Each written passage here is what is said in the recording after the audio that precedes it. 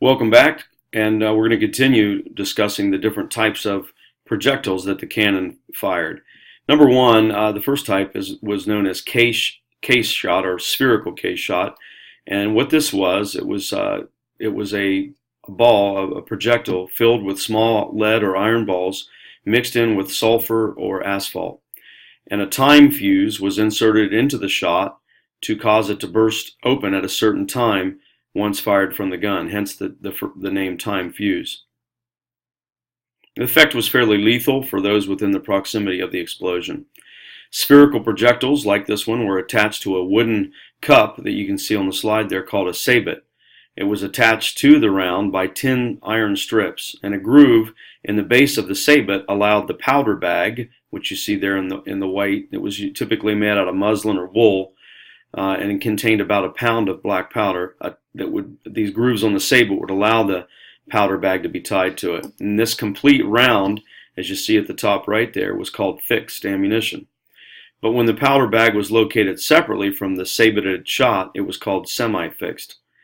And so the purpose of the sabot and the straps served to keep the fuses of the explosive projectiles pointed towards the muzzle. Otherwise, without the sabot, the cannonball could be loaded with the fuse inadvertently against the powder charge, which would result in the round exploding prematurely inside the cannon tube, which would basically kill the entire 8-man crew.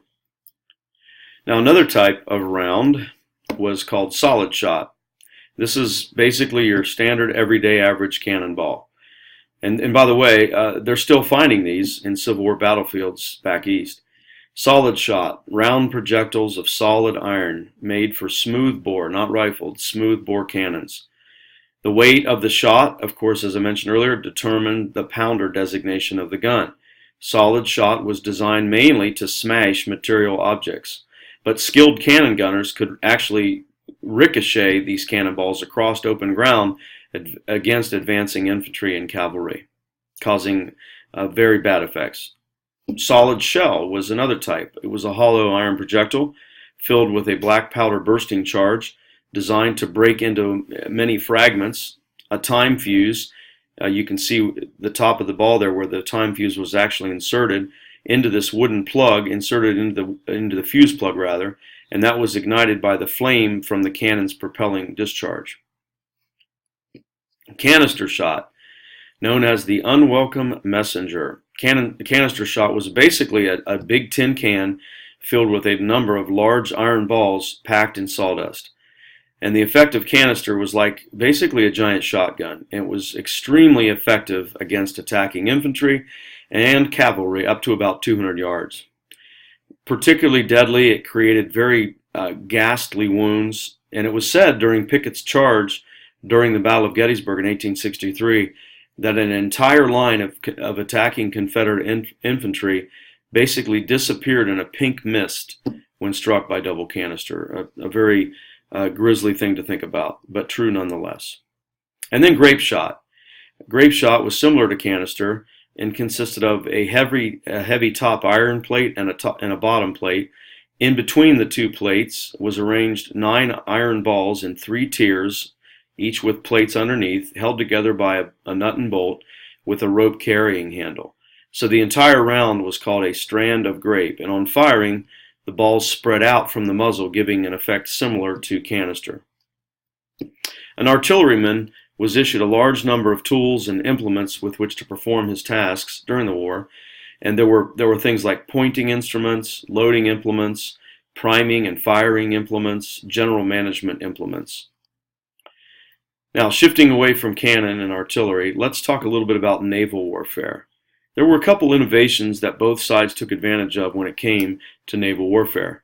In 1842, Congress made an appropriation for the building of a heavily gunned ironclad steamship. Ironclads were used extensively in the Western theater to attack forts and enemy ships. And if you recall from a previous lesson, the taking of Fort Henry, the taking of Fort Donelson was primarily due to Grant's use of these ironclads. Of course, the Merrimack, the Monitor, the Virginia, those are all famous ironclads. Submarines had initially been used in very limited fashion during the Revolutionary War, But the Confederacy looked for a means to offset the superior naval forces of the Union, and so the Confederacy developed a submarine, the most famous being the CSS Hunley. Civil War submarines were relatively small, steam-driven, or sometimes hand-powered by a crank, and they carried spar torpedoes, as you see there in the middle picture, to sink enemy surface vessels. While the total number of men who died during the Civil War is estimated to be anywhere from 650 to 700,000, more than half of those men died not from bullets, but from disease. And so the medical departments of the Civil War were little better than what was available during the Crimean War in the 1850s. Thanks to the efforts of Clara Barton, a woman who founded the American Red Cross, it's doubtful that medical nursing would have progressed as far as it did. And so when a soldier was wounded in battle, he typically required transport to a rear echelon field hospital. Transport was largely in the hands of what was called the Quartermaster Corps. The average federal divisional hospital train back in the Civil War consisted of about 14 Army wagons, 4 medical wagons carrying 22 hospital tents, and enough surgical supplies to operate on about 7,000 men. Hospital ships were also used on the western rivers and in the east, as were hospital trains. Now, surgery was more advanced in the Civil War than most people think. Unfortunately, during the war, a doctor might be skillful with the knife, but he didn't realize the need for sterilization. This concept hadn't come out yet. This concept was unknown during the Civil War. Therefore, a great many men died from bacteriological infection, gangrene, and other things simply because dirty instruments were used. It was not uncommon for a Civil War doctor or surgeon to amputate a limb from one Civil War soldier and then just simply wipe the saw on his apron and then go to the next guy. And so you can imagine the spread of disease from this. Speaking of amputation, amputation was the most commonly performed battlefield surgical operation. In fact, Confederate Army surgeon D.J. Roberts wrote this, quote, "The shattering, splintering, and splitting of a long bone by the impact of a minie ball was, in many instances, both remarkable and frightful. An early experience taught surgeons that amputation was the only means of saving life," end quote. Of course, another operation was called excision. That was the first choice if it could be performed, but amputation was always the last resort. As far as anesthetics go, chloroform was widely used to put guys asleep. Morphine and opium were given to relieve the pain. A substance called laudanum was also used, and then whiskey was also used in copious amounts to negate the effects of shock. So considering all the areas we've discovered thus far, most would agree that the Civil War was indeed history's first modern war. But I disagree with this for a few reasons. First of all, number one, the Civil War was very comparable in scope and scale to European wars that were fought during Napoleon's time. Number two, the same basic weapons were used, with few exceptions, repeating rifles. So this one factor cannot broad brush the entire war as being the first modern war.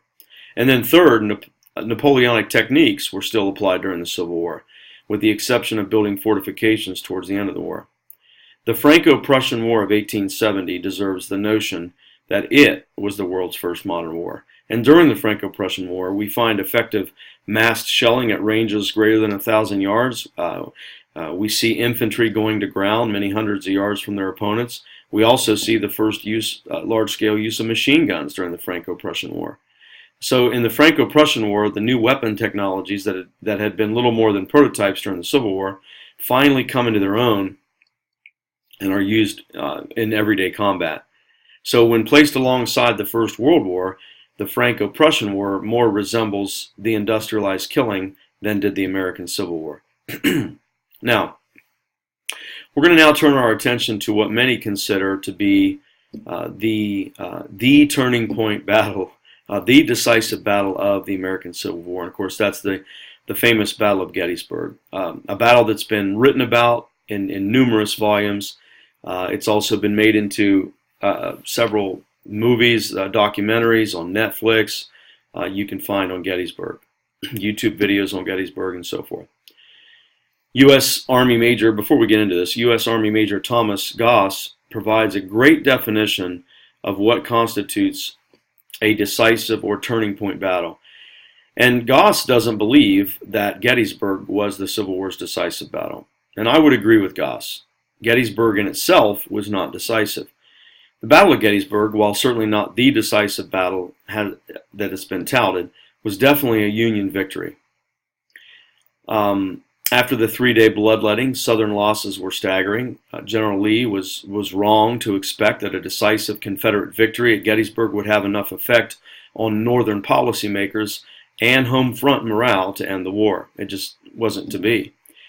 It was as if Lee had basically trashed everything that he had learned at West Point. Everything that he had learned at West Point kind of goes out the window at Gettysburg. From a frontal assault on a well-defended Union position, Pickett's charge, to failed intelligence, Lee all but deserved the defeat handed to him at Gettysburg. And I don't say that lightly. I greatly respect General Robert E. Lee. But considering warfare without studying battles is like considering theology without studying God. And like many of the foremost wars of history, the Civil War was comprised of hundreds of battles, and those battles are studied.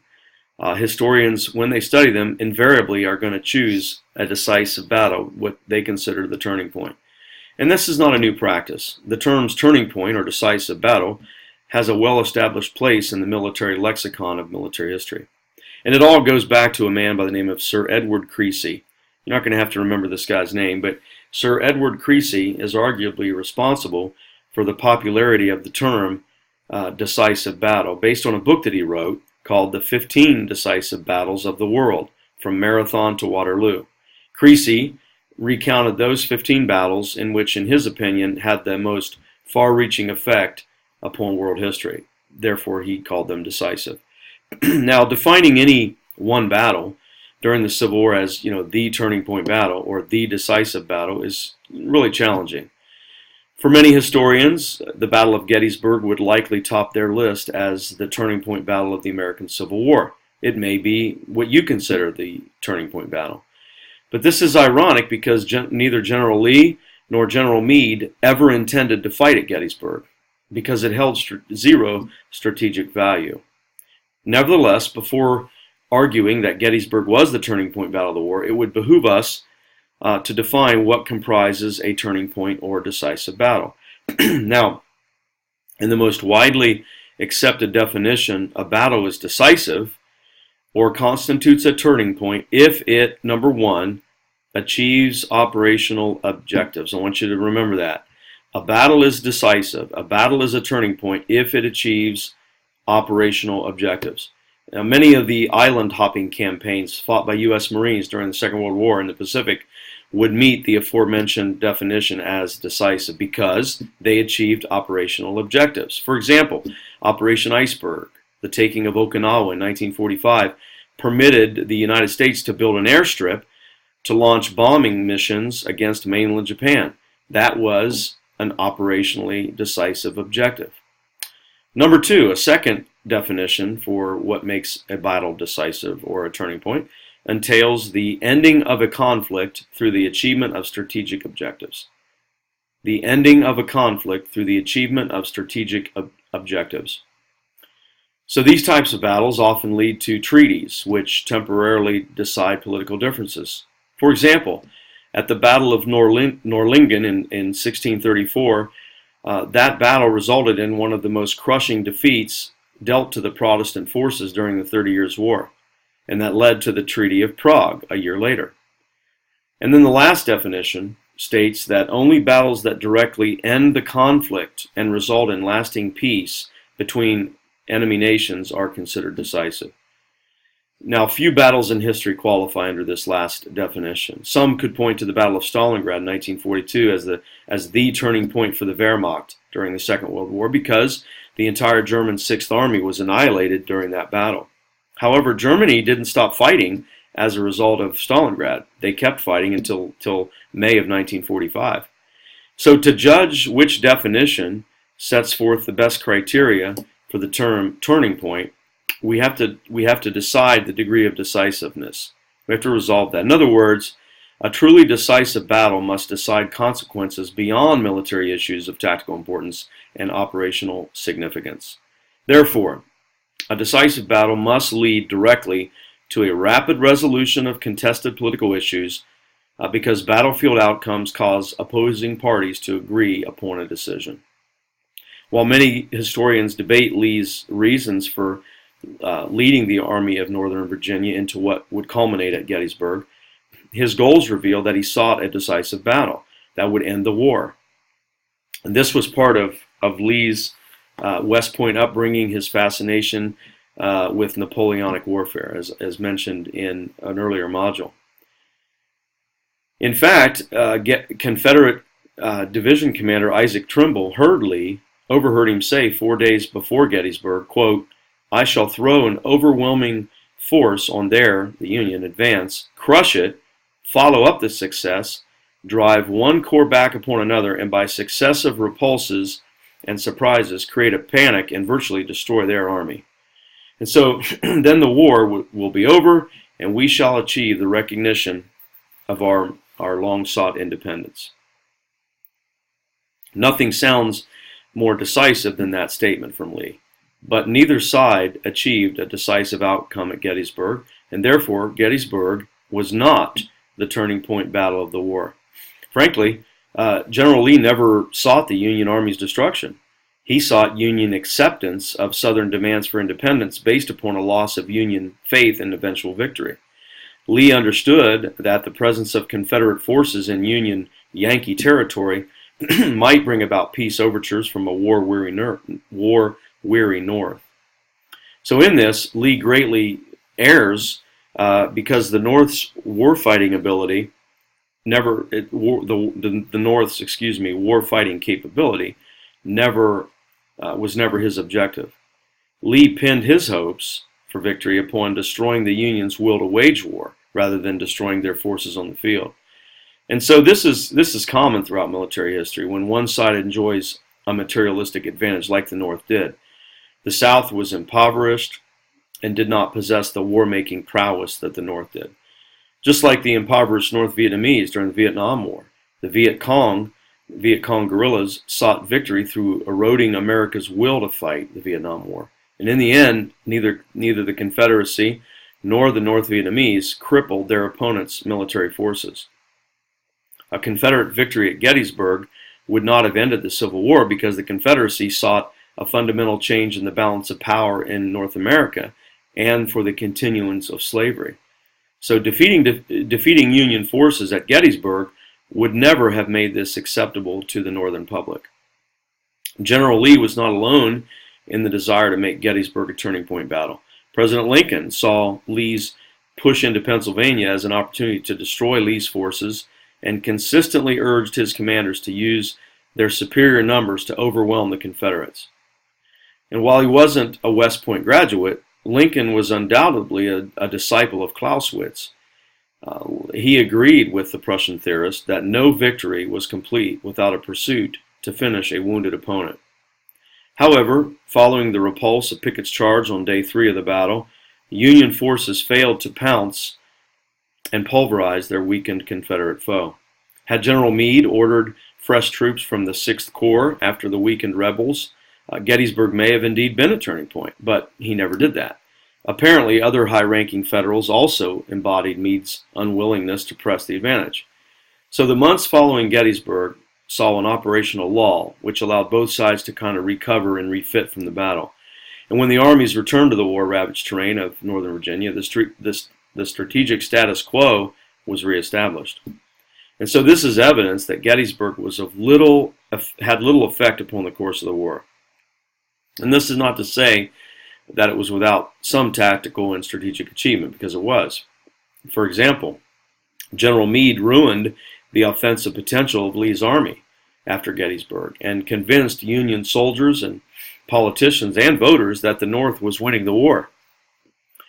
Conversely, the voluminous casualty lists published in Southern newspapers basically eroded Confederate morale at home.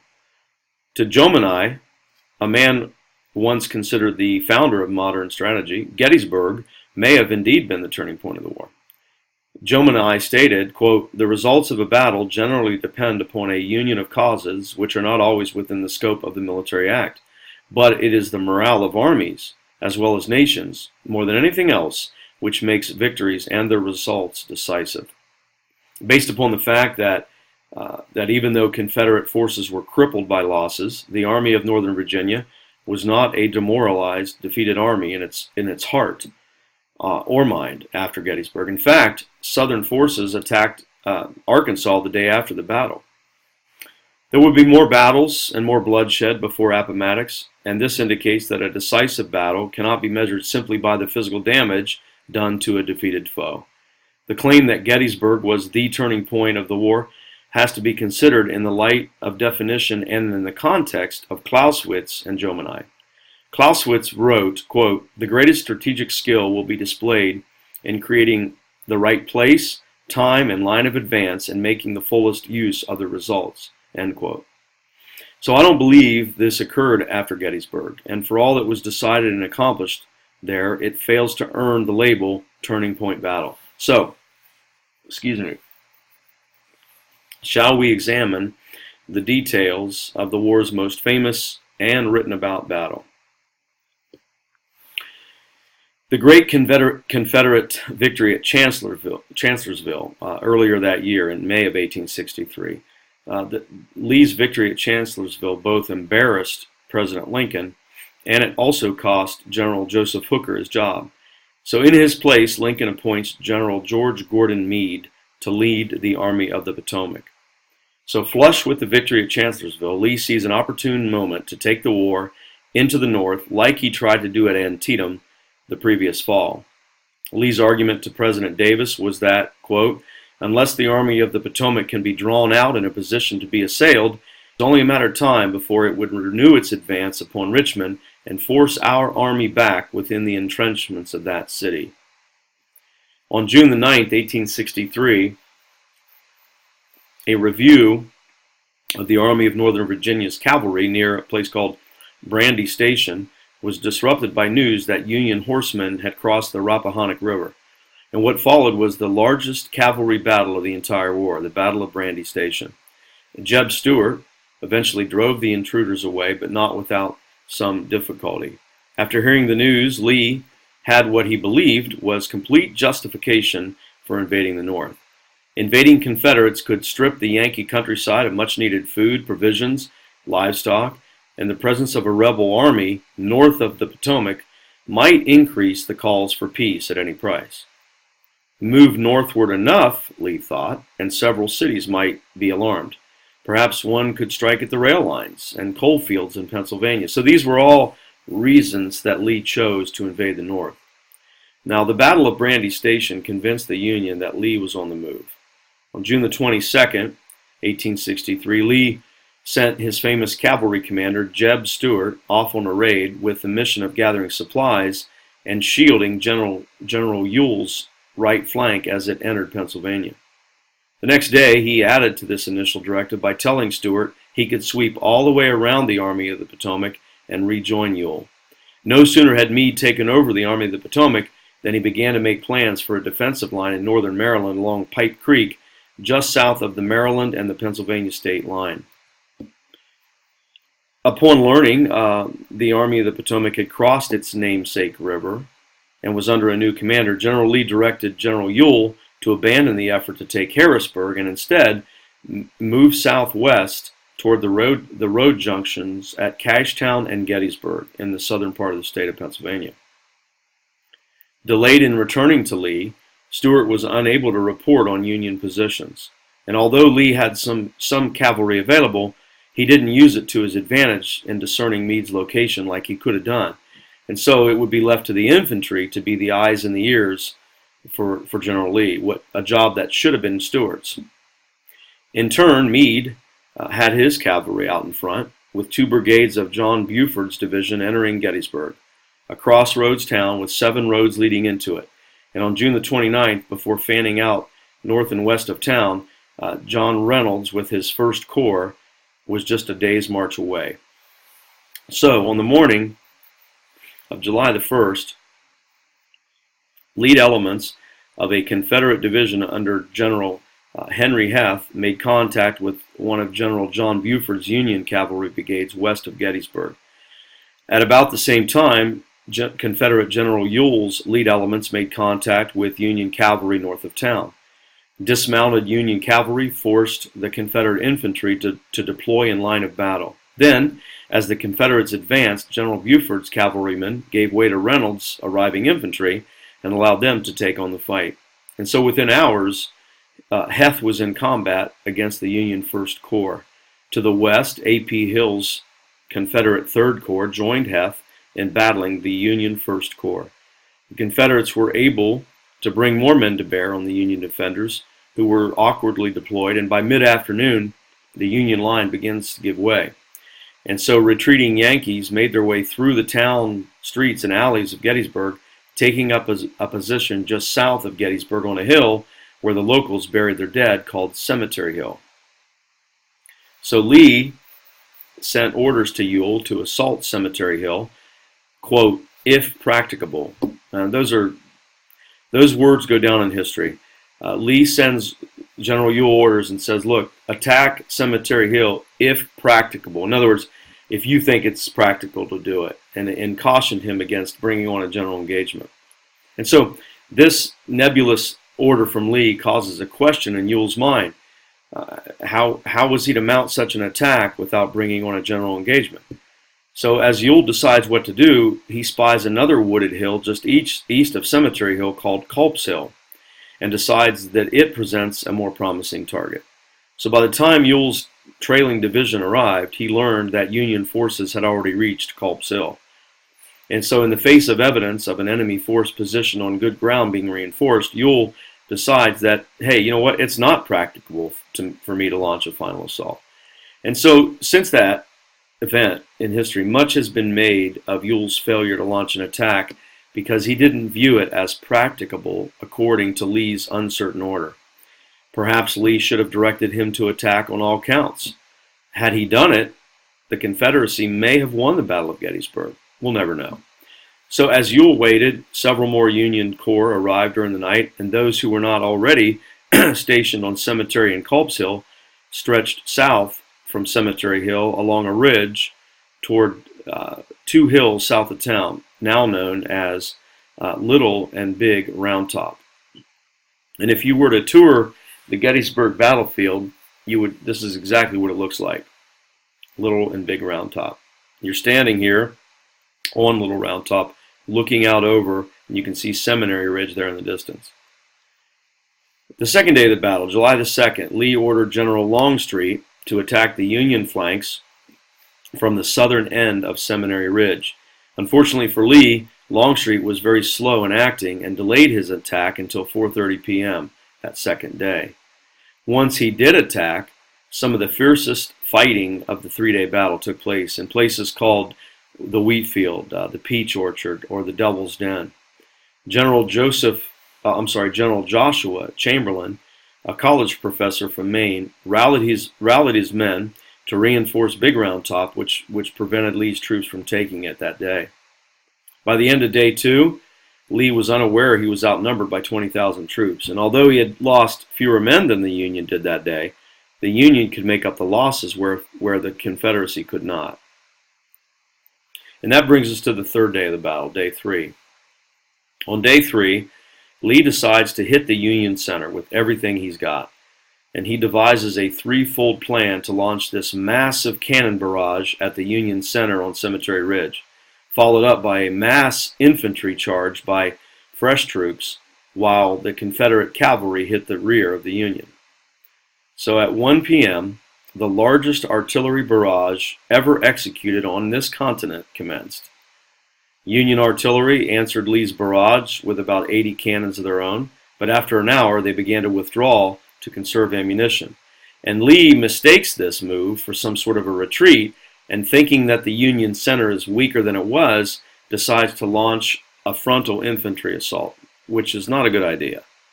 And so, leading this assault is, of course, Confederate General George Pickett. And George Pickett leads 3 divisions from the cover of a tree line on Seminary Ridge They race across about a mile of open farmland towards this clump of trees at the base of Cemetery Ridge. And this becomes, again, known as Pickett's Charge. And from the Union center, artillerymen and thousands of infantrymen watch in what must have been awe, surprise, as they see these Confederates racing across this open field without cover towards their position. And so the order to fire cannons is given, and hundreds of rebel soldiers fall under the murderous weight of shot and shell. But they keep coming. As Pickett's men got to within about 300 yards, Union cannons opened up with loads of not one canister round, but what was called double canister. So they would basically load 2 rounds of canister on top of each other and blast it out of the cannon. The effect was absolutely devastating, as men simply vanished. Miraculously, somehow, only through God's providence, about 150 rebels got through to the Union lines. But General Longstreet neglected to support them, so they had no choice but to run back and retreat to their lines under heavy enemy fire. And so thus ended the bloodiest day ever fought on American soil. Lee lost more than 28,000 out of a force of 75,000, while the Union lost more than 25,000 out of 94,000. After the war, Lincoln delivered his most famous his Gettysburg Address, a speech lasting only 2.5 minutes to commemorate the cemetery for the fallen dead at Gettysburg. To put things into perspective, and we need to think about this, the Vietnam War, that was a 10-year war, and it cost the lives of 58,209 Americans. That works out to be about 5,800 Americans that died every year of the Vietnam War. The Battle of Gettysburg lasted 72 hours, 3 days, yet cost the lives of 7,550 Americans. 5,800 died in Vietnam every year. 7,550 died in 3 days at Gettysburg. Gettysburg stands, in the popular opinion, as the great decisive battle, the turning point battle of the war. But it really wasn't. It was not even a turning point in the indecisive Eastern Theater. Militarily, it was just one more costly and inconclusive clash of the armies, but it really didn't bring the end of the war any closer. Next week, we will explore how the war affected the home front. We'll also look at Black Americans in the war, and we'll look at Grant's overland campaign.